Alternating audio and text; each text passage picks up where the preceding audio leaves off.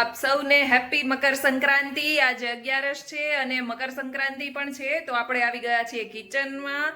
આજે બનાવવાના છીએ સૂકી ભાજી અને ફરાળી હાંડવો। જો કે મારી પાસે ગઈકાલે સાબુદાણા નહોતા એટલે મેં ખાલી મોરૈયાનો હાંડવો બનાવ્યો છે।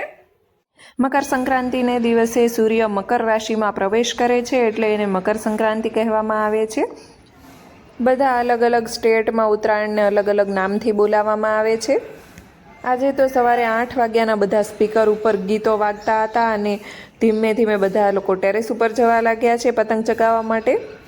આજના દિવસે અનાજ, તલ, કપડાં એ બધી વસ્તુનું દાન કરવું ખૂબ જ સારું ગણવામાં આવે છે। જક્ષુ, તને શ્લોક આવડે છે? બોલ તો।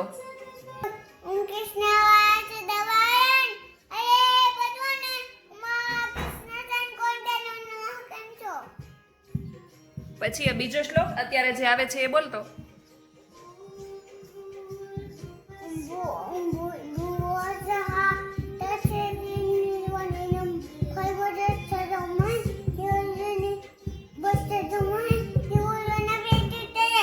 Very good.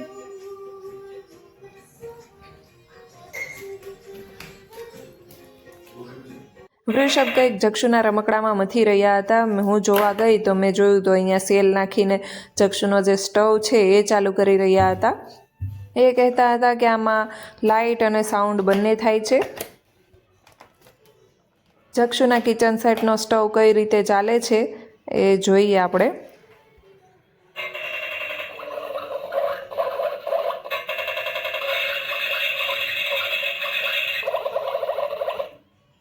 ચાલો આપણે સાઈડ બાય સાઈડ હાંડવો બનાવવા માટે મૂકી દીધો છે। આમ તો આજે સાબુદાણા નથી નાખ્યા એટલે અલગ રીતનો જ લાગે છે અને સાઈડમાં સૂકી ભાજી પણ બનાવી દીધી છે। તો ચાલો હવે જક્ષુનું શું રિએક્શન છે એ જોઈએ।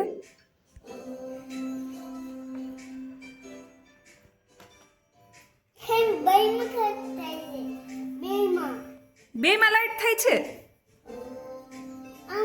હા, હવે રસોઈ બનાવવાની એની ઉપર।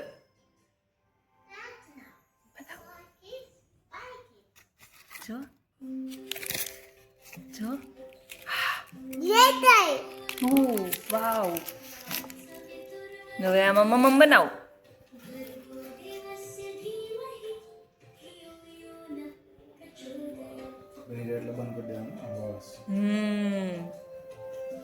આજે સવારથી તો આપણે ટેરેસ ઉપર ગયા નથી, આમ તો બાલ્કનીમાંથી જોયેલું, પરંતુ બપોર પછી વિચાર્યું છે કે ફ્રેન્ડને ત્યાં જઈશું। હવે અત્યારે જમી લઈએ અને જક્ષુ સૂઈને ઉઠે પછી આપણે શાંતિથી જઈશું। તો અત્યારે જક્ષુ મારી હેલ્પ કરવા માટે આવી ગયો છે। અમારે નીકળતા 5:30 થઈ ગયા છે અને અત્યારે તો સૂર્ય 6:30 થાય ત્યાં તો આથમી જાય છે એટલે અમે થોડી ઉતાવળ રાખી રહ્યા હતા। અહીંયા બાજુમાં એક ગ્રાઉન્ડ છે, ત્યાં લોકો પતંગ ચગાવી રહ્યા હતા। આમ તો બધા ટેરેસ ઉપર ચડીને જ પતંગ ચગાવતા હોય છે, પરંતુ ઘણી વખત જોવા મળે છે કે કાઇટ ફેસ્ટિવલ હોય ત્યારે લોકો ગ્રાઉન્ડમાં જ પતંગ ચગાવતા હોય છે। તો ચાલો આપણે પહોંચી ગયા છીએ અને બધા ટેરેસ ઉપર છે તો ડાયરેક્ટ ટેરેસ ઉપર જ જઈશું। જક્ષુ, પહેલે ચશ્મા પહેલે।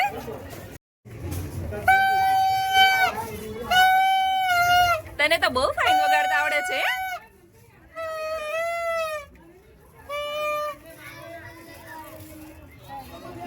એક અંકલ કે તારી ઢીંગલીને નીચે રાખ।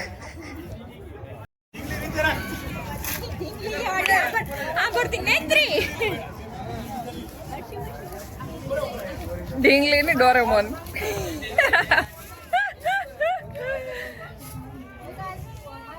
આજે પવન સારો છે તો પતંગો ચગી રહી છે। હવે કાલે જોઈએ પવન હશે તો લોકો પતંગ ચગાવશે, નહીંતર આજે બધો શોખ પૂરો કરી લેવાનો।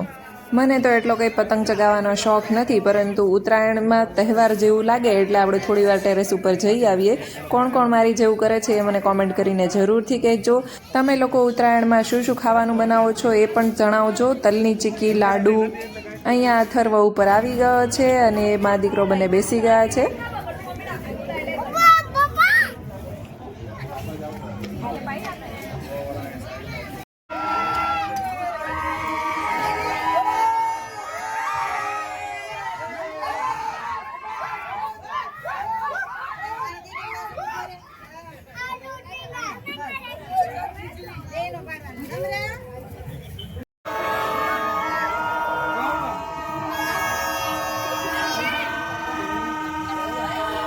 શું તમારે ત્યાં પણ ઉત્તરાયણનો આવો જ માહોલ છે, આવી જ રોનક છે?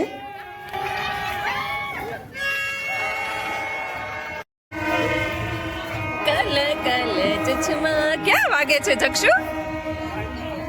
અત્યારે ઉત્તરાયણમાં બધા છોકરાઓનું બહુ ધ્યાન રાખવું પડે, દોરીઓ વાગી ના જાય એ માટે. એટલે અમે બધી મમ્મીઓ છોકરાઓને લઈને બેસી ગયા છે અને બચ્ચા પાર્ટીએ બધું નાસ્તા કરવાનું શરૂ કરી દીધું છે. અમે વિચારતા હતા કે હજુ અંજવાળું છે ત્યાં સુધીમાં 2-4 ફોટો પાડી લઈએ.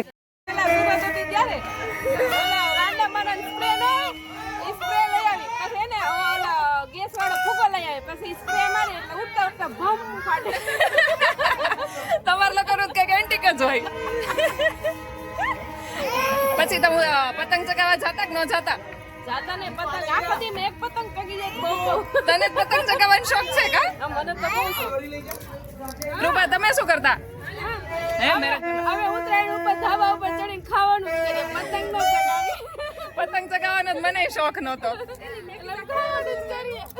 ગઈ ઉત્તરાયણમાં તમે ઓનલાઈન ઉપર ગયા હતા કે નહોતા ગયા? નહીં, ગયા ઉત્તરાયણમાં બહુ ઠંડી હતી એટલે અમે હાર્વિકને લઈને ઉપર ગયા જ નતા, ઘરમાં ને ઘરમાં હતા. આ વખતે બહુ ઠંડી જ છે, પણ અત્યારે આજે 2 દિવસથી નથી.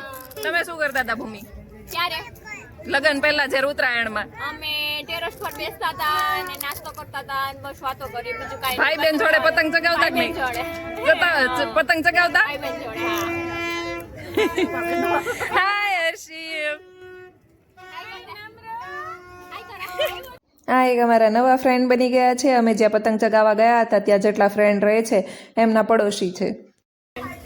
અમારી જોડે હોય છે કા આ નમ્ર મૂળ ના ત્યારો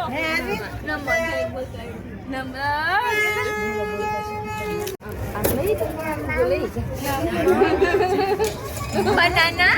આ અમારો અથર્વ 1 વર્ષનો થઈ ગયો છે. એની મમ્મી કહે કે આને ચાલતા આવડી ગયું છે તો બલૂન નાખીને ચેક કરે છે કે લેવા જાય છે કે નથી જતો. ફાઇનલી ચાલ્યો તો ખરા જ. આગલા દિવસે પહેલા તો બાજરાના રોટલા બનાવવાના, સવારમાં પછી ગાયને રોટલા નાખવા જવાના અને ઘૂઘરી દેવા જવાના, પછી ચોકલેટ વેચવાની. બધા છોકરાને ચોકલેટ વેચતા. તમે? અમે સવારમાં ચોકલેટ વેચતા, અમાર ઘર પાસે બધા છોકરા ચોકલેટ લેવા બાજુવાળા નગાસી ઉપર જવાના. એવી ચોકલેટ ભેગી કરી ડબરા ભરો પછી હાલે સ્કૂલે જાય તો લેતી જવાની, બિસ્કિટ ને બધું લેવાનું છે દેવું. ભાઈ અકો કયો ખારું દેખાય લાઈન મારીને તો સારું.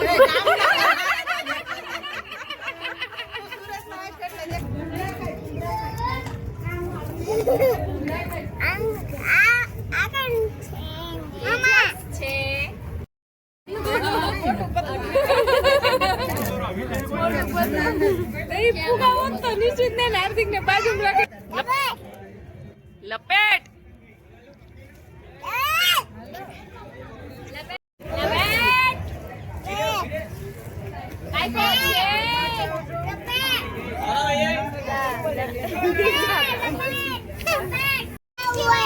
શું છે?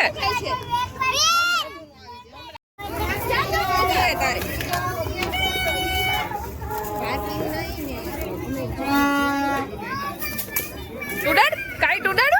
જા લઈ આવ.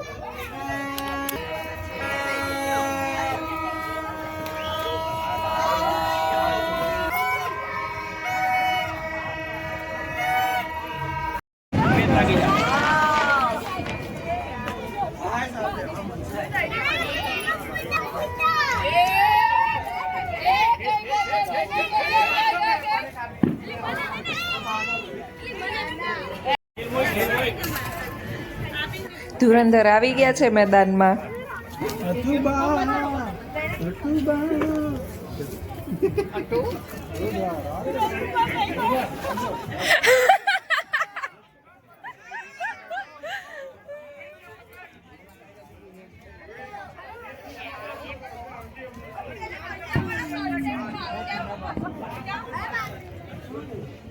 હવે ધીમે ધીમે દિવસ આથમમાં મળ્યો છે અને આકાશમાંથી પતંગ દેખાતી બંધ થઈ ગઈ છે.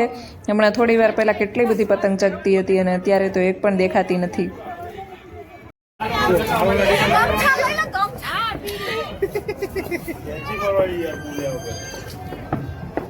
કાઇટ લવર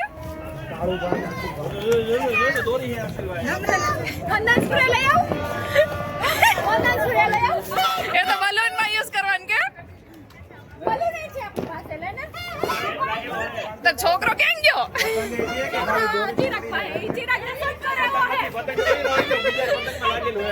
ખાલી દોરે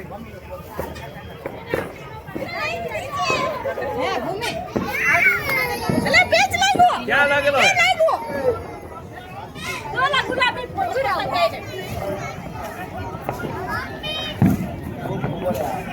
ઉત્તરાયણમાં દિવસે આકાશમાં પતંગની રોનક હોય છે અને રાત થતાં જ આકાશમાં ફટાકડાઓ ફૂટવા લાગે છે અને ફાનસ ચગતા હોય છે.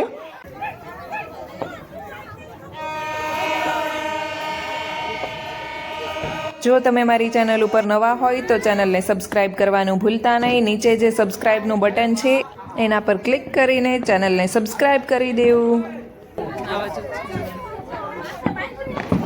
ચાલો હવે ઘરે જઈએ અને ડિનર માટેનું કંઈ પ્રિપેર કરીએ.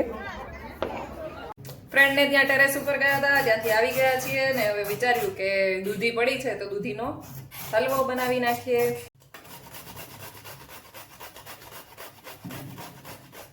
દૂધીનો હલવો બનાવવા માટે આપણે લઈ લીધું છે ગામડાનું દેશી ઘી. હવે અત્યારે જ ચશ્મા ટોપી કાઢી નાખવાનું હોય ચક્ષુ. શું હવે કાઢી નાખો, કાલે પહેરવાનું. હવે